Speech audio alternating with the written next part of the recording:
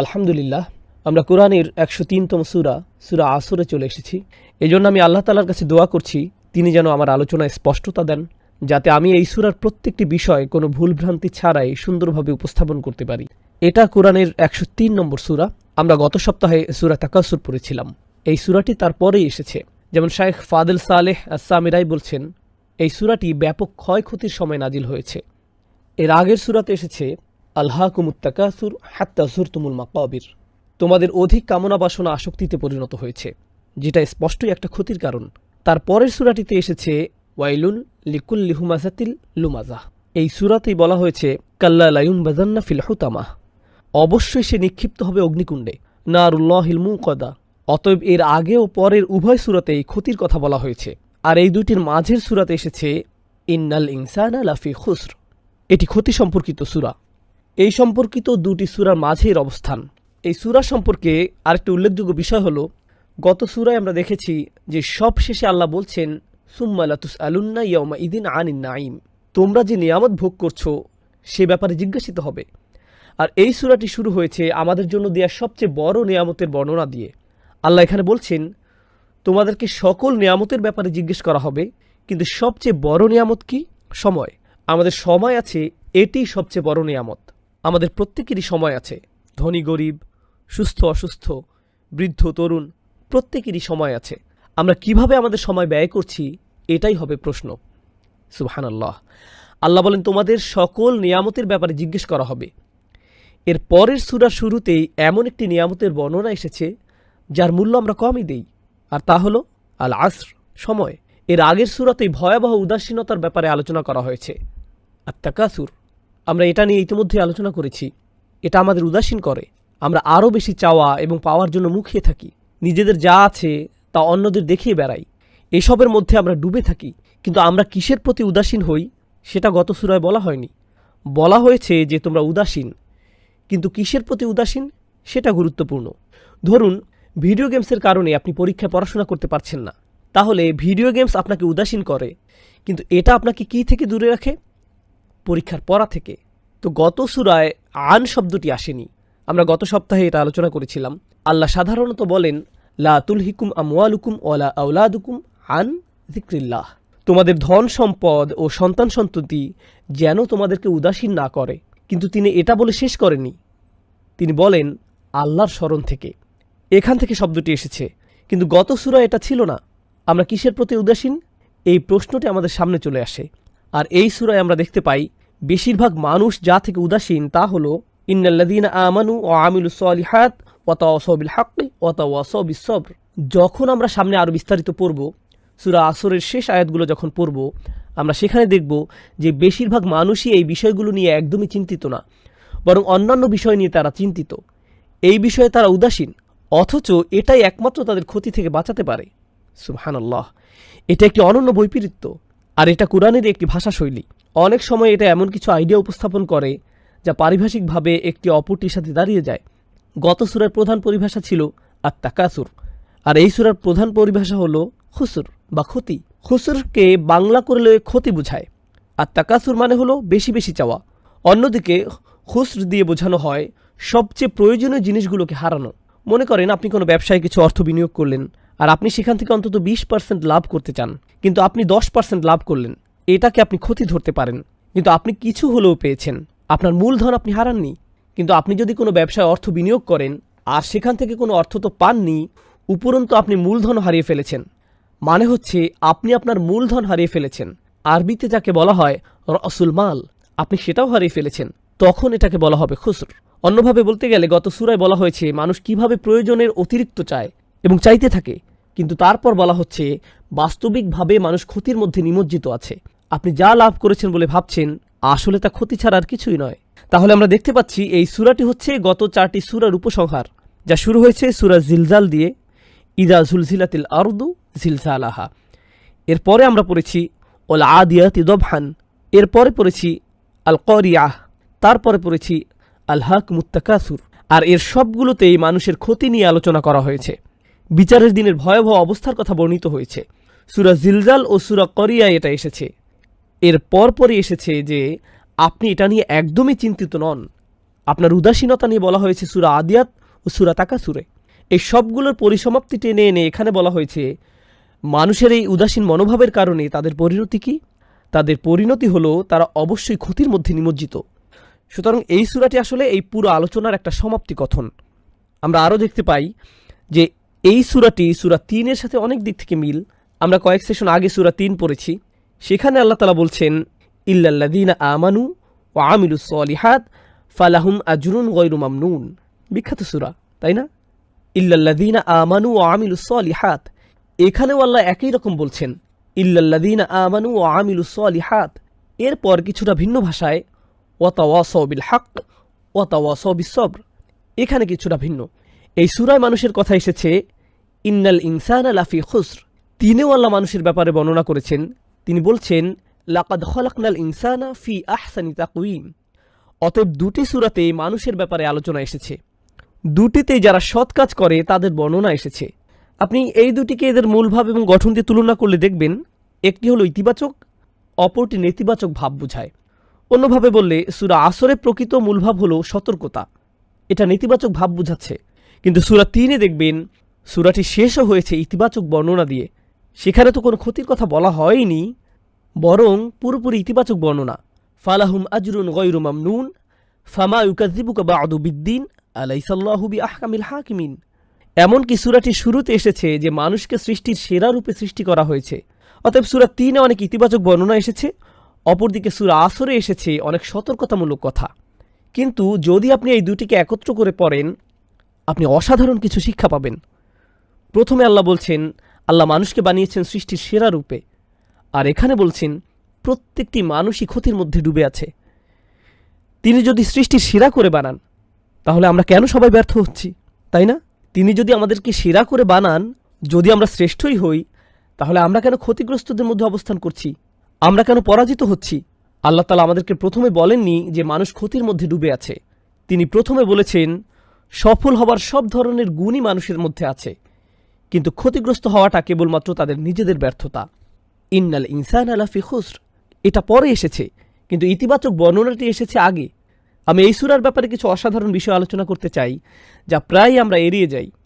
এই সূরায় আল্লাহ তাআলা 4টি জিনিসের বর্ণনা দিয়েছেন। আপনারা সবাই জানেন, ইল্লাল্লাযীনা আমানু ওয়া আমিলুস সলিহাতি ওয়াতাওয়াসাউ বিল হক ওয়াতাওয়াসাউ বিস সবর। 4টি জিনিস, কিন্তু এদের শেষ দুটি হলো তাওয়াসাউ যুক্ত, ওয়াতাওয়াসাউ বিল হক ওয়াতাওয়াসাউ বিস সবর। এই দুইটি হলো কাজের বর্ণনা। সরল অনুবাদ করলে এর অর্থ দাঁড়ায় সত্যকে উপভোগ করা এবং ধৈর্য ধারণ করা।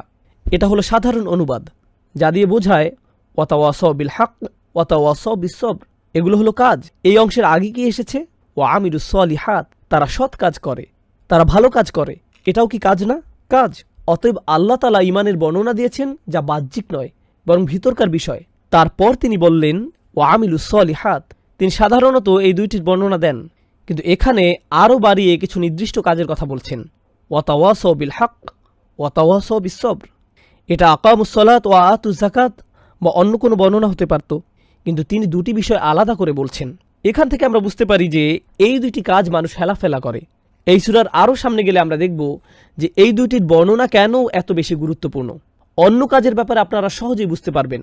আমিলুস সলিহাত দিয়ে বোঝানো যায় সে একজন ভালো মুসলিম, সে সৎ কাজ করে। এটা শুনলে আপনাদের কি মনে হয়? সে নামাজ পড়ে, হজে যায়, রমজান মাসে রোজা রাখে, হারাম কাজ থেকে বেঁচে থাকে। এগুলোই তো আমাদের মাথায় আসে, তাই না? এগুলোই তো আগে মাথায় আসে। সে একজন ভালো মানুষ, কারণ সে ভালো কাজ করে। আপনার মাথায় যা আসবে না তা হলো ওয়াতাওয়াসাউ বিল হক ওয়াতাওয়াসাউ বিস সবর। এগুলো কোনোভাবেই এড়িয়ে যাওয়া যাবে না। তাই এগুলোতে আলাদাভাবে আলোকপাত করা হয়েছে। কেন এগুলোকে এড়িয়ে যাওয়া যাবে না? এর গুরুত্ব আমি আপনাদের সাথে পরবর্তী এই সূরার শেষাংশে বিস্তারিতভাবে আলোচনা করব ইনশাআল্লাহ। এরপর ওয়াও শব্দটি নিয়ে আলোচনা করব।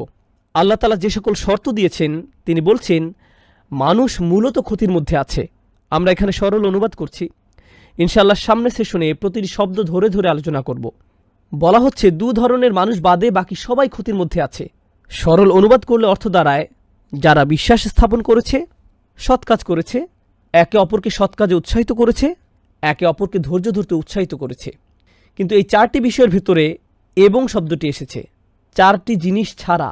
এটা, এটা, তারপর এটা এবং সবশেষে এটা। এখানে ওয়া এসেছে আও এর বদলে। ওয়া দিয়ে এমন বোঝানো হয় যে এই মানুষগুলো ছাড়া যারা প্রথমটি করে এবং দ্বিতীয়টি করে এবং তৃতীয়টি এবং চতুর্থটি, তাহলে তাকে মোট কয়টি কাজ করতে হবে? সবগুলোই। আপনি যদি এদের মধ্যে অথবা শব্দটি দেন তাহলে কি দাঁড়ায়? আপনি কিছু করবেন আর কিছু করবেন না।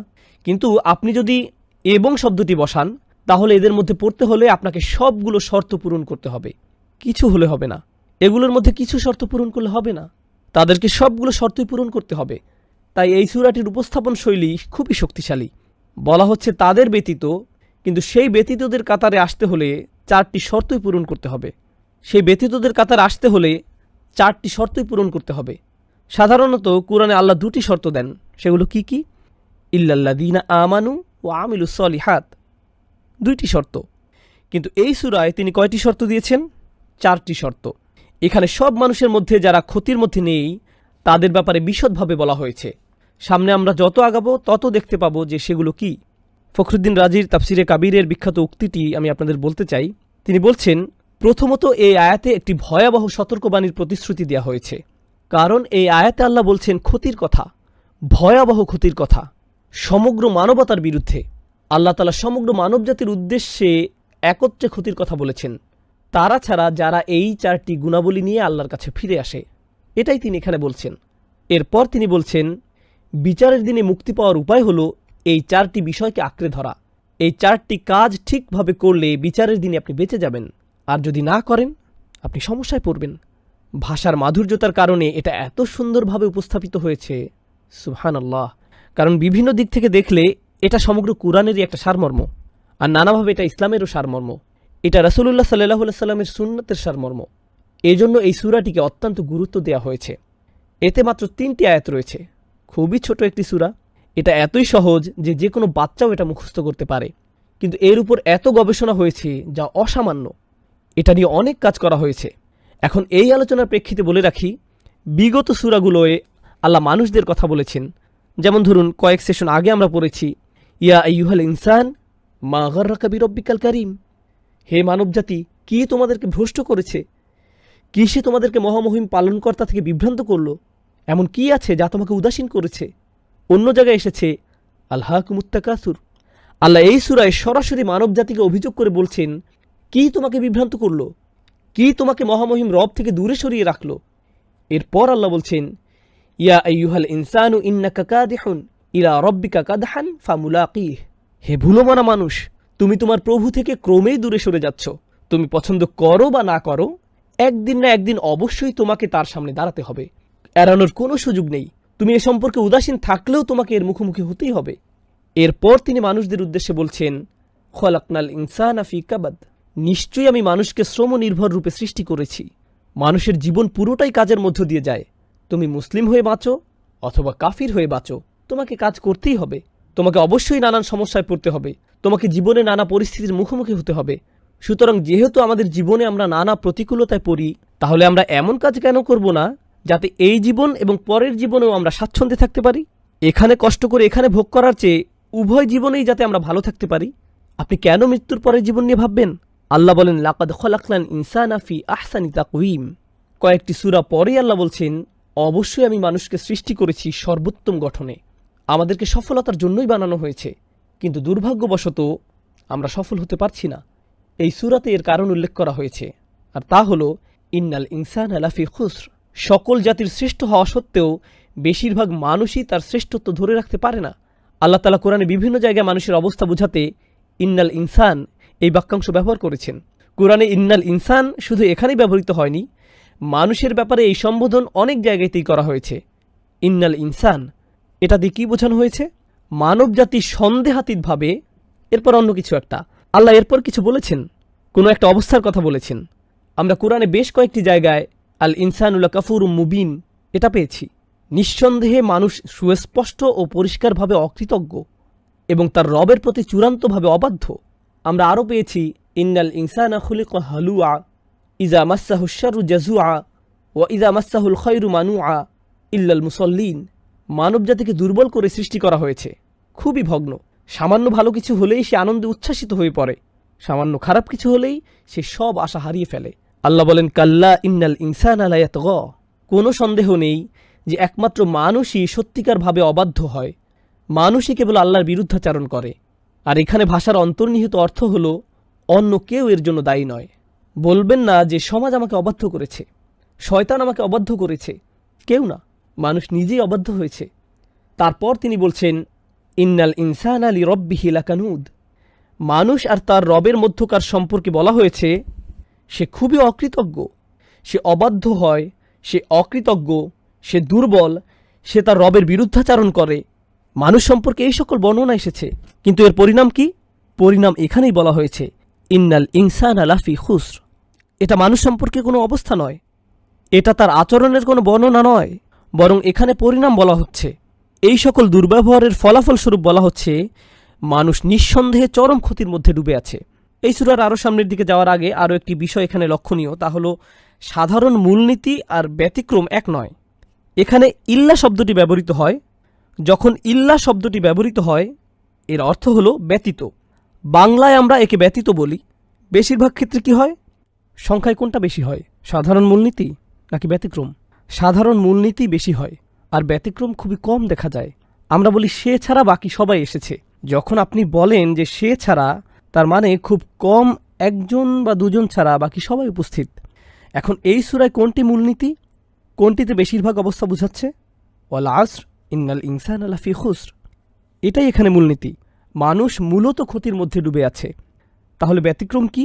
তারা ছাড়া, ইল্লাল্লাযীনা আমানু ওয়া আমিলুস সলিহাতি ওয়া তাওয়াসাউ বিল হাক্কি ওয়া তাওয়াসাউ বিস সবর, যারা ঈমান আনে, সৎ কাজ করে ইত্যাদি।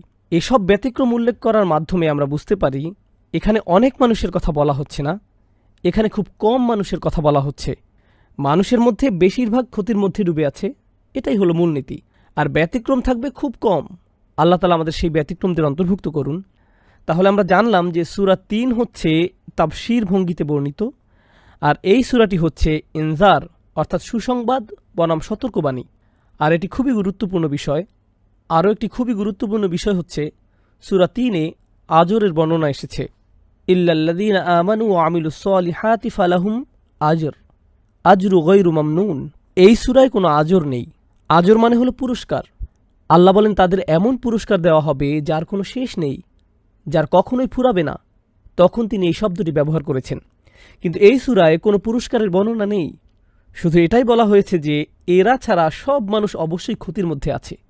কিন্তু তিনি বলেননি এই মানুষগুলো জান্নাতে যাবে এবং এই মানুষগুলো পুরস্কৃত হবে। তিনি এভাবে বলেননি। তারা কি পাবে তার কোনো বর্ণনা নেই। শুধু বর্ণনা এসেছে এই মানুষগুলো ক্ষতিগ্রস্ত হয়েছে আর এরা বেঁচে গিয়েছে। এটা কেমন জানেন? বাংলায় আমরা এটাকে বলি পরীক্ষায় পাশ করা। কেউ পেল 85 আর কেউ পেল 95, কেউ বা পেল 100, কেউ পেল A, B, C, আবার কেউ কোনো মতে পাশ করলো তবে F পায়নি। F দিয়ে ফেল বুঝায়, তাই না? আপনাদের এখানে কি 33 পেলে পাশ হয়? আমি জানি না, কিন্তু 33 পেলে মূলত পাশ করা যায়। আপনি যদি 32 পান তাহলে আপনি ফেল করবেন। এখন আপনি যদি 30 পান কিংবা 25, 0 বা 10, তাহলে আপনি কোন গ্রেড পাবেন? F। এই সবই ফেল। শুধুমাত্র 33 বা এর বেশি পেলেই আপনি পাশ করবেন, ঠিক না? 33 বা তার বেশি। এই সূরায় পরীক্ষায় সেরা মার্কস পাওয়ার কথা বলা হচ্ছে না। অন্য সূরায় এটা এসেছে, সেখানে বলা হয়েছে জান্নাত কেমন, বাগানগুলো কেমন, সেখানকার ধন সম্পদ কেমন, এগুলো অন্য সূরায় আলোচনা হয়েছে। এই সূরার বিষয়বস্তু হলো কে ফেল না করে কোনো মতে পাশ করবে। আমি আপনাদেরকে এভাবে বললাম যাতে আপনারা সহজে বুঝতে পারেন। এই সূরায় বর্ণনা করা হয়েছে সবচেয়ে ন্যূনতম শেষ সীমা, যে কোনো মতে পাশ করেছে তার বিষয়। কারণ যে এই ন্যূনতম বিষয়গুলো পূরণ করতে পারেনি সে নিশ্চয়ই ক্ষতিগ্রস্ত। সুতরাং এই সূরাটি জান্নাতের শীর্ষে কিভাবে যাওয়া যায় তা নিয়ে নয়, বরং কিভাবে জাহান্নাম এড়ানো যায় তা নিয়ে। এই সূরাটি সাফল্যের শিখর নিয়ে নয়, বরং কিভাবে ব্যর্থতা এড়ানো যায় তা নিয়ে। আপনারা এটা বুঝতে পারলে একটা সূক্ষ্ম বিষয় নিয়ে আলোচনা করতে চাই। কোনো সফল হওয়া নিয়ে আলোচনা আর বেঁচে যাওয়া নিয়ে আলোচনার পার্থক্য কি? আমরা বুঝতে পারছি এই সূরাটি সাফল্য নিয়ে নয়, বরং বেঁচে যাওয়া নিয়ে বলা হচ্ছে। এই দুটির মধ্যে পার্থক্য কি? যখন আপনি বাঁচা মরার সন্ধিক্ষণে থাকেন তখন আপনি সব কিছু ভুলে যান। আপনি যদি ডুবে যান, আপনি যদি আগুন লাগা কোনো বিল্ডিংয়ে থাকেন, আপনি যদি কোনো বিপদের মুখোমুখি হন, যদি আপনার বেঁচে থাকাই সংকটে পড়ে যায়, আপনি সব কিছু ভুলে যান। যখন আপনার বেঁচে থাকাটাই সন্দেহে পড়ে যায়, তখন আপনি বড় সাফল্য নিয়ে কথা বলেন না, তখন আপনি অর্জন করা নিয়ে কথা বলেন না। আপনি হয়তো কোনো অফিসে চাকরি করেন, আপনি যদি আপনার বসের সাথে প্রমোশন নিয়ে আলাপ করেন, তাহলে সেটা কিসের আলাপ? সাফল্য। কিন্তু আপনি ধরুন একটা আগুনের মধ্যে আছেন, আপনি কি তখন বলেন যে আমি আগে প্রমোশন নিয়ে আলাপ করে নেই, আমি আগে ওটার সমাধান করি? এরকম কি কখনো হয়? হয় না। কারণ আপনি সাফল্য নিয়ে আলোচনা করেন না যতক্ষণ পর্যন্ত আপনার বেঁচে থাকা সুনিশ্চিত হয়। বুঝতে পারছেন? সুতরাং জান্নাতের শীর্ষে যাওয়া বা বড় সাফল্য নিয়ে আলোচনা করার আগে আমাদের নিশ্চিত করতে হবে যে আমরা ঠিক আছি, অন্তত পক্ষে আমরা বেঁচে আছি। এটাই এই সূরায় গুরুত্ব দিয়ে বলা হয়েছে। একদম ন্যূনতম, শুধু বেঁচে থাকা। বেঁচে থাকা যার জন্য দুষ্কর, সে যদি বেঁচে থাকা ছাড়া অন্য কিছু নিয়ে কথা বলে, এর কোনো অর্থ হয় না। মনে করুন আপনি একটা বিল্ডিং থেকে বের হতে চান। বিল্ডিংয়ে 4টি দরজা আছে এবং এদের প্রত্যেকটি বন্ধ। এই 4টি দরজা খোলার আগ পর্যন্ত আপনার অন্য কিছু নিয়ে ভাবা উচিত না। আর এগুলোই হলো সেই 4টি দরজা: আল ইমান, আমিলুস সলিহাত, তাওয়াসাউ বিল হক, তাওয়াসাউ বিস সবর। এগুলোই আপনার বেঁচে থাকার দরজা। আপনাকে এগুলো খুলতে হবে যাতে আপনি বেঁচে থাকতে পারেন। এই অনন্য সূরায় এটাই চিত্রিত করা হয়েছে। এই সূরাটি আরও একটি বিষয় প্রমাণ করে। আমি আপনাদের শুধু বলেছি যে এখানে 4টি শর্ত আছে। এই 4টি বিষয় থেকে আমরা এটাও বুঝতে পারি যে নিজের মতো করে ভালো থাকাই আপনার জন্য যথেষ্ট নয়। নিজে নিজে ভালো থাকা যথেষ্ট নয়। আমাদের দিন শুধু নিজেদের ভালো থাকতে বলে না, বরং অন্যদের ভালোটাও এখানে মুখ্য বিষয়। আর অন্যদের জন্য অন্যদের ভালো চাইবেন না, বরং আপনার নিজের জন্যই অন্যদের ভালো চাইতে হবে। এই সূরাটি হলো তার প্রমাণ। কিভাবে? কারণ আল্লাহ বলেন আপনি ক্ষতিগ্রস্ত হবেন যতক্ষণ না আপনি আল ইমান, আমিলুস সলিহাত করেন, যা নিজের জন্য, কিন্তু তাওয়াসাউ বিল হক, অন্যদের কাছে সত্য পৌঁছে দেয়া, একে অন্যকে সত্যের উপর অটল থাকতে বলা এবং ধৈর্য ধারণ করতে সাহায্য করা, এটা কি আপনার নিজের রইল? না, এটা অন্যদের জন্য। সুতরাং এটা প্রমাণ করে নিজেদেরকে বাঁচানোর জন্য অন্যদের জন্য কাজ করতে হবে। শাওকানি রাহমাহুল্লাহ এই সূরার উপর মন্তব্য করেছেন, আদ-দাআ ইলা দ্বীন ওয়া নাসিহা ফিদ-দ্বীন ওয়া আমর বিল মারুফ ওয়ান নাহি আনিল মুনকার। এই তাওয়াসাউ বিস সবর দিয়ে কি বোঝানো হচ্ছে? আপনি মানুষকে দ্বীনের দাওয়াত দিন, আপনি মানুষকে ভালো পরামর্শ ও উপদেশ দিচ্ছেন, এটাও তাওয়াসাউ বিস সবর। আপনি ভালো কাজের সাথে যুক্ত হচ্ছেন, ভালো কাজ করতে বলছেন, খারাপ কাজের প্রতি নিষেধ করছেন, প্রতিবাদ করছেন, এগুলো সবই আপনার বেঁচে থাকার জন্য জরুরি। আপনি মুসলিম হিসেবে সমাজের সমস্যাগুলো না দেখে শুধু আপনার নিজের ছোট গণ্ডিতে থাকতে পারবেন না। আপনাকে এগুলোর বিরুদ্ধে দাঁড়াতে হবে, অন্তত প্রতিবাদ জানাতে হবে। এই সূরার আরও কতগুলো ছোট বিষয় আমি বলবো, তবে এই সূরার সারমর্ম নিয়ে শেষ একটি বিষয় বলে তারপর আমি অন্যান্য শব্দগুলো বিশ্লেষণ করব। ইমাম শাফির 2টি মন্তব্য আমরা পাই। একটি হলো, মানুষ যদি শুধুমাত্র এই সূরার প্রতি আমল করত, এই সূরাটিই তাদেরকে পথ দেখাতো, এটাই যথেষ্ট হতো। অন্য জায়গায় তিনি বলেন, কোরআনে যদি এই সূরাটি ছাড়া অন্য কিছু না বলা হতো তবু এটা যথেষ্ট হতো। শাফি রাহমাহুল্লাহ অনন্য মেধার অধিকারী ছিলেন। তিনি এই সূরায় এমন কিছু দেখেছিলেন যাতে তিনি বলেছিলেন এটাই মানুষের জন্য যথেষ্ট। আর যদি কেবল এই সূরাটি আমল করত, তিনি এই সূরায় এমন কিছু দেখেছিলেন যাতে তিনি বলেছিলেন এটাই মানুষের জন্য যথেষ্ট, তারা যদি কেবল এই সূরাটি আমল করত। এতে কি আছে যাতে এই সূরার এত গুরুত্ব যে তিনি এমন একটি মন্তব্য করলেন? সুবহানাল্লাহ, খুবই শক্তিশালী একটি কথা। আমি কিছু সার কথা বলতে চাই। তার মধ্যে একটি হলো খুসর, যা এখানে ব্যবহৃত হয়েছে, ও কোরআনের আরও 2টি শব্দের মধ্যে মিল রয়েছে। একটা শব্দ হচ্ছে খসারা, এটা সূরা নূহে আছে। অত্তাবাউ মাল্লাম ইয়াজিদহু মালুহু ওয়া ওয়ালাদুহু ইল্লা খসারা। ইল্লা খুসর নয়, বরং ইল্লা খসারা। খুসর শব্দমূল থেকে এটা এসেছে। কোরআনে বর্ণিত আরেকটি শব্দ হলো খুসরান।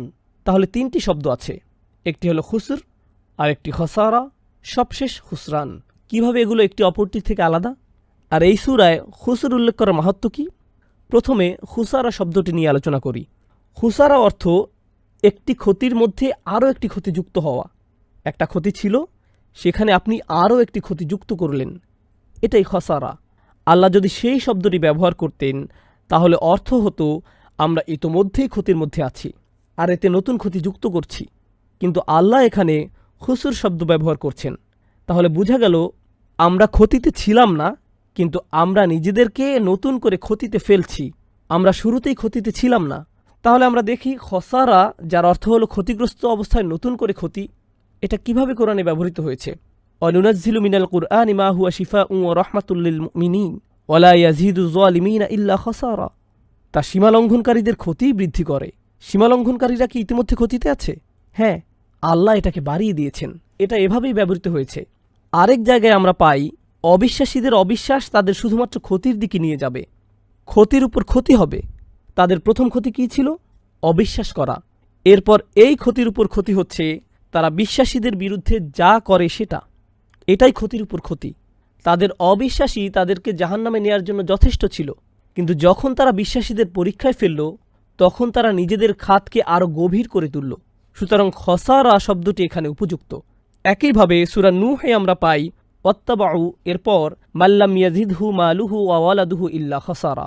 তারা এমন একজনের অনুসরণ করছে যার ধন সম্পদ ও সন্তান সন্ততি কেবল তার ক্ষতিই বাড়িয়ে দেয়। অন্যভাবে বললে তারা এমন লোকের অনুসরণ করছে যারা মূলত ছিল ক্ষতিগ্রস্ত, এরপর এদের অনুসরণ করার কারণে তারা আরও ক্ষতিগ্রস্ত হয়ে পড়ে। তাহলে এটা হলো খসারা ব্যবহার না করে খুসুর ব্যবহার করার একটি মাহাত্ম্য। কিন্তু এরপর আরেকটি শব্দ হলো খুসরান, খুবই শক্তিশালী একটি শব্দ। খুসরান শব্দটি হলো আধিক্যবাচক শব্দ, গুরুত্ববাচক শব্দ। এটাও কোরআনে ব্যবহৃত হয়েছে। খুসরান মানে হলো ভয়াবহ ক্ষতি, প্রচণ্ড ক্ষতি, অকল্পনীয় ক্ষতি। শব্দের শেষে আন থাকার কারণে এর অর্থে প্রচুর বুঝাবে। আরবিতে যখন কোনো শব্দের শেষে আন বসে এর অর্থে আধিক্য বুঝায়। যেমন আমরা বলি রহমান, তিনি শুধু দয়ালু নন, তিনি পরম দয়ালু। আমরা যখন বলি গদবান, এর মানে শুধু রাগ না, প্রচণ্ড রাগ, উন্মত্ত ক্রোধ। অতএব যদি আমরা বলি খুসরান, এর মানে ভয়াবহ ক্ষতি, অকল্পনীয় পরিমাণ ক্ষতি। এবার আমরা দেখি এটা কোরআনে কিভাবে ব্যবহৃত হয়েছে। খসিরাত দুনিয়া ওয়াল আখিরা যালিকা হুয়াল খুসরানুম মুবিন। সে দুনিয়া ও আখিরাতে ক্ষতিগ্রস্ত হয়, এটি হলো চূড়ান্ত ক্ষতি। এটা কি চূড়ান্ত ক্ষতি না? এটা কিভাবে এত বড় ক্ষতি? এটা কোনো হালকা বিষয় নয়। সে শুধু একটা বিষয় হারায়নি, সে উভয়টি হারিয়েছে, দুনিয়া ওয়াল আখিরা। সুতরাং এটা হলো ক্ষতির পরে ক্ষতি, এটাই চূড়ান্ত ক্ষতি, খুসরানুম মুবিন। একইভাবে কোরআনে আমরা দেখতে পাই আল্লাহ বলছেন কুল ইন্নাল খাসিরিন আল্লাযীনা খাসিরু আনফুসাহুম ওয়া আহলিহিম ইয়াউমাল কিয়ামাহ। বলো, নিশ্চয়ই তারা ক্ষতিগ্রস্ত যারা কিয়ামত দিবসে নিজেদের ও তাদের পরিবারবর্গকে ক্ষতিগ্রস্ত পাবে। আর এটাই হলো চূড়ান্ত ক্ষতি। সুতরাং মানুষের আসল ক্ষতি এই দুনিয়ায় হবে না, বরং আসল ক্ষতি হবে আখিরাতে, শেষ ঠিকানায়। আর এমনিতেও তারা এই দুনিয়াতেও ক্ষতিগ্রস্ত হবে, কিন্তু এই ক্ষতি আখিরাতের ক্ষতির ধারে কাছেও আসতে পারবে না। অতএব যেহেতু এটা ক্ষতি হলেও চূড়ান্ত ক্ষতি নয়, তাই এখানে ইন্নাল ইনসানা লাফি খুস শব্দটি ব্যবহার করা হয়েছে। এটি ভারসাম্যপূর্ণ এবং উপযুক্ত। এখানে যদি জাহান্নামের আগুনের কথা আসতো তাহলে কি শব্দ ব্যবহৃত হতো? লাফি খুসরান, কারণ সেটাই হলো চূড়ান্ত ক্ষতি। এর চেয়ে ভয়াবহ ক্ষতি আর হতে পারে না। সুতরাং এই তিনটি শব্দের মধ্যে এখানে সবচেয়ে উপযুক্ত শব্দের ব্যবহার করা হয়েছে। এখন আমরা ইমাম বাইহাকি রহমাহুল্লাহর কিছু মন্তব্য পড়ব। এই সূরাটি নিয়ে তিনি অসাধারণ কিছু মন্তব্য করেছেন। তিনি বলেন, যখনই দুজন সাহাবা একে অপরের সাথে দেখা করতেন তারা একে অপরকে ওয়াল আসর ইন্নাল ইনসানা লাফি খুস ইল্লাল্লাযীনা আমানু ওয়া আমিলুস সলিহাতি ওয়া তাওয়াসাউ বিল হাক্কি ওয়া তাওয়াসাউ বিস সবর এ কথা না বলে বিদায় নিতেন না। তাহলে তারা একে অপরকে এই সূরাটি পড়ে বিদায় দিতেন। কেন? কারণ তাদের মনে হয়েছিল যে এটা অন্যকে মনে করিয়ে দেওয়াটা খুবই গুরুত্বপূর্ণ। এটা এমন না যে আপনি একবার পড়বেন আর আপনার কাজ শেষ। আর এই বিষয়টি আমি আজকের সেশনে বাকি সময়টুকু আলোচনা করতে চাই। সেটা হচ্ছে কোরআনকে একাডেমিক্যালি অধ্যয়ন করা এক জিনিস, শব্দের ব্যবহার শেখা, ব্যাকরণ শেখা, অর্থ বোঝা, বিভিন্ন মুফাসসিরের বিভিন্ন কিরাত সম্পর্কে জানা, এই সব জ্ঞান। যখন আপনি তথ্যগত পড়াশোনার দিকে বেশি ঝুঁকবেন, মাঝে মধ্যে এমন হতে পারে যে আপনি এর অন্তর্নিহিত শিক্ষাই ভুলে যান। দিন শেষে আল্লাহ এখানে আপনার আমার সাথে কথা বলছেন। আমাদের এই জ্ঞানগুলো নিতে হবে, আমাদের এই শিক্ষাগুলো নেয়ার চেষ্টা থাকতে হবে, আমাদেরকে কোরআনের গভীর জ্ঞান অর্জনের চেষ্টা করতে হবে। এটা কোরআনেরই শিক্ষা। কিন্তু আমাদের এটা ভুললে চলবে না যে দিন শেষে আল্লাহ আমাদের সাথে কথা বলছেন। যেমন কেউ বলে যে তিনি কি তোমার সাথে কথা বলেন, তিনি কি তোমাকে উপদেশ দেন? আর আল্লাহ এখানে অন্য কাউকে নিয়ে কথা বলছেন না, বরং তিনি আমাদের নিয়ে কথা বলছেন। এখানে আপনার কথাই বলা হচ্ছে। আল্লাহ এখানে আপনার কথা বলছেন, অন্য কারো না। এই বিষয়টি এই সূরার একটি বৈশিষ্ট্যকে তুলে ধরে। সেটা হলো মুখে বলা খুবই সহজ। এই সূরায় কি বলা হয়েছে, কি তুলে ধরা হয়েছে, যেটা আমি আজকে আপনাদের সামনে তুলে ধরবো ইনশাআল্লাহ। একই সাথে এর প্রতিটি ছোট অংশকে ভেঙে ভেঙে বিশ্লেষণ করব।